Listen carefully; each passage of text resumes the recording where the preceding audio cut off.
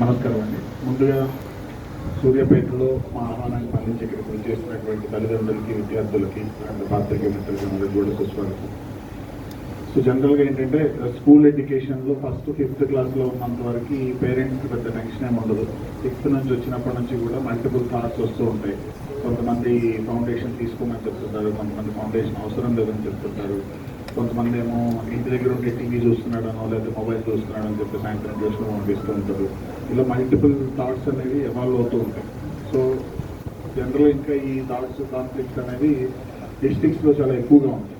ఇప్పుడు ఉన్నటువంటి కాంపిటేటివ్ ఎగ్జామ్స్లో మీరు అప్ టు స్కూలింగ్ లెవెల్ వరకు కనుక ఎక్కడైనా మీరు ఏ స్కూల్ జాయిన్ అవ్వాలి అని అన్నా కూడా మీ ఇంటి దగ్గరలో ఉందా, ఆ ఫీజు మనం పే చేయగలుగుతామా, ఈ 2 ఫ్యాక్టర్స్ చూసి జాయిన్ చేస్తుంటాం. దాదాపుగా ఇంటర్మీడియట్ కూడా అంతే. మనం ఎఫర్డబిలిటీ ఉందా లేదా, మన సీటు మన ఇష్టం, మనం జాయిన్ అవ్వాలా వద్దనేటువంటిది అప్ టు ఇంటర్మీడియట్ వరకు. అదే ఇంటర్మీడియట్ తర్వాత నుంచి మనం ఏ కోర్స్ తీసుకున్నాం, అది బీటెక్ అవ్వచ్చు, లేకపోతే ఎంబీబీఎస్ అవ్వచ్చు, లేకపోతే బీకామ్ అవ్వచ్చు, ఎనీ గ్రూప్ ఏ స్ట్రీమ్కి వెళ్ళినా కూడా మనం సీట్ని సెలెక్ట్ చేసుకోలేము, సీటే మనల్ని సెలెక్ట్ చేసుకుంటాం. మనకు నచ్చిన చోటంతా మనం జాయిన్ అవ్వలేము. ప్రతి దానికి కూడా కంపల్సరీగా కౌన్సిలింగ్ అనే ప్రాసెస్ ఉంది, కాంపిటేటివ్ ఎగ్జామ్ అనే ప్రాసెస్ ఉంది. దాని ద్వారా మాత్రమే సీట్స్ ఇస్తారు. అది ఎంపీసీ స్ట్రీమ్లో వెళ్ళినా, బైపీసీ స్ట్రీమ్లో వెళ్ళినా, ఎంఈసీ వెళ్ళినా, సిఈసీ వెళ్ళినా కూడా ఇండియాలో అండర్ గ్రాడ్యుయేషన్ ఉన్నటువంటి ప్రతి కోర్స్కి, ఈవెన్ నార్మల్ డిగ్రీకి కూడా ఇప్పుడు కౌన్సిలింగ్ ద్వారానే సీట్స్ ఇస్తారు. ఈ కౌన్సిలింగ్ ద్వారా సీట్స్ ఇచ్చేటువంటి ప్రాసెస్లో ఎలిమినేషన్ అనేది జరుగుతుంది.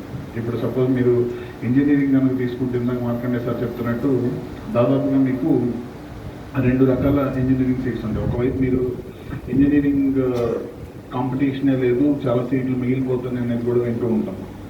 సీట్లు ఏం లేదు, కాంపిటీషన్ ఏం లేదు, సీట్లే మిగిలిపోతున్నాయి, ఏం చదవకపోయినా ఇంటర్మీడియట్ పాస్ అయినా ఇంజనీరింగ్ సీట్ ఇస్తామని చెప్తూ ఉంటారు. అండ్ అదర్ సైడ్ ఇందాక సార్ చెప్పినట్టు 17,000 సీట్ల కోసం 17 లక్షల మంది పోటీ పడే ఇన్స్టిట్యూట్స్ కూడా ఉన్నాయి. ఈ రెండింటికి డిఫరెన్స్ ఏంటి అంటే మన పిల్లలు అది క్రాక్ చేస్తారో లేదో పక్కన పెడితే దాని గురించి అవగాహన ఉండడం అనేది చాలా చాలా ఇంపార్టెంట్.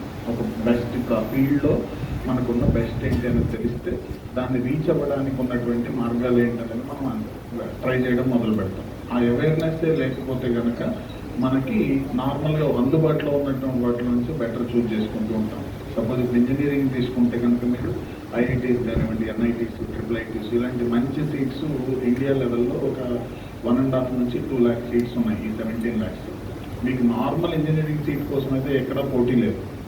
మీరు ఇక్కడ హైదరాబాద్లో కూడా దాదాపుగా 5 నుంచి 7,000 ఇంజనీరింగ్ సీట్స్ ప్రతి సంవత్సరం ఖాళీగా ఉంటుంది. కానీ ఒక మంచి ఇంజనీరింగ్ సీట్ రావాలంటే డెఫినెట్గా పోటీ ఉంది.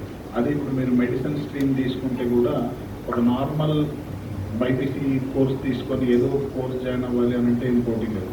అది మెడికల్ సీట్ తెచ్చుకోవాలంటే మాత్రం దాదాపుగా 25 లక్షల మందితో పోటీ పడి మనం మెడికల్ సీట్ తెచ్చుకోవాల్సిన పరిస్థితి ఉంది. సో ఇలాంటి వాటిల్లో ఇంకొక కన్ఫ్యూజన్ ఏంటంటే ఇప్పుడు మీరు ఎంపీసీ బైపీసీ కదా, ఎంఈసీ తీసుకున్నారు, మీరు లా వైపు వెళ్ళాలనుకున్నారు, దానికి కూడా ఎంట్రన్స్ ఎగ్జామ్ ఉంటుంది. సపోజ్ ఫ్యూచర్లో మీరు చార్టెడ్ అకౌంటెంట్ అవ్వాలనుకున్నారు, దానికి ఎంట్రన్స్ ఎగ్జామ్ ఉంటుంది. లేదు మీరు మేనేజ్మెంట్ వైపు వెళ్ళాలనుకున్నారు, క్యాట్ ఎగ్జామ్ రాయాల్సి ఉంటుంది, గ్రాడ్యుయేషన్. సో ఇప్పటి నుంచి స్కూల్ అయిపోయిన తర్వాత కాంపిటేటివ్ ఎగ్జామ్ అనేది ప్రతి స్టూడెంట్ జీవితంలోనూ భాగంగానే ఉంటుంది. యాజ్ ఎ తల్లిదండ్రులుగా మీరందరూ కూడా ఎగ్జామ్స్ రాసి బయటకు వచ్చిన వాళ్ళే. అప్పుడున్న కాంపిటీషన్తో పోలిస్తే ఇప్పుడు కాంపిటీషన్ కొంచెం పెరిగింది. కాంపిటీషన్తో పాటు అవకాశాలు కూడా పెరిగాయి, అవకాశాలు కూడా డెఫినెట్గా పెరిగాయి.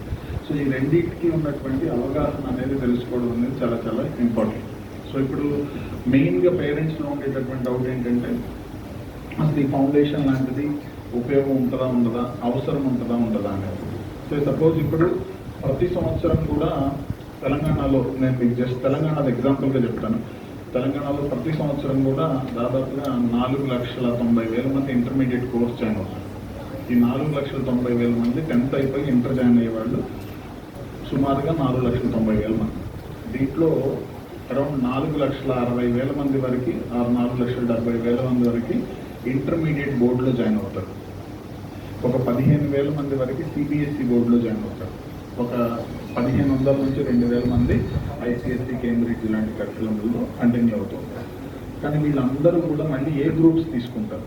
సుమారుగా 2,75,000 మంది ఎంపీసీ గ్రూప్ తీసుకుంటారు ఓన్లీ తెలంగాణలో.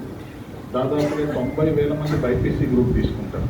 మిగతా అన్ని గ్రూప్స్ కలిపితే మిగిలినటువంటి ఒక 1.25 lakhs తీసుకుంటారు. మీరు సపోజ్ ఇప్పుడు ఈ గ్రూప్స్ తీసుకున్నప్పుడు ఈ 2,75,000 మంది ఎంపీసీ గ్రూప్ తీసుకుంటే దానిలో నుంచి చివరికి ఐఐటీలకి వెళ్ళే వాళ్ళు ఎంతమంది తెలంగాణ నుంచి? సపోజ్ లాస్ట్ 5-6 ఏళ్ల డేటా కనుక మీరు తీసుకొని చూస్తే కేవలం తెలంగాణ నుంచి ఐఐటీస్కి వెళ్ళేది ఈ 2,75,000 మంది నుంచి 1,700 మంది మాత్రమే. కేవలం 1,700 మంది మాత్రమే. తెలంగాణ ఆంధ్ర కలిపితే సుమారుగా 3,000 మంది వెళ్తూ ఉంటారు. ఇది దేశంలోనే హయ్యెస్ట్ నెంబర్, దేశంలోనే one of the highest number. Telugu పిల్లలే ఎక్కువ మంది వెళ్తున్నారు, కానీ ఎంతమంది ప్రిపేర్ అయితే దాంట్లో నుంచి ఓన్లీ కేవలం ఎంతమంది మాత్రం వెళ్తున్నారు. ఈ వెళ్ళేటటువంటి వాళ్ళకి వెళ్ళని వాళ్ళకి డిఫరెన్స్ ఏంటి? సపోజ్ ఐఐటి ఫౌండేషన్ తీసుకోకపోతే ఐఐటి సీట్ కొట్టలేమా అంటే 100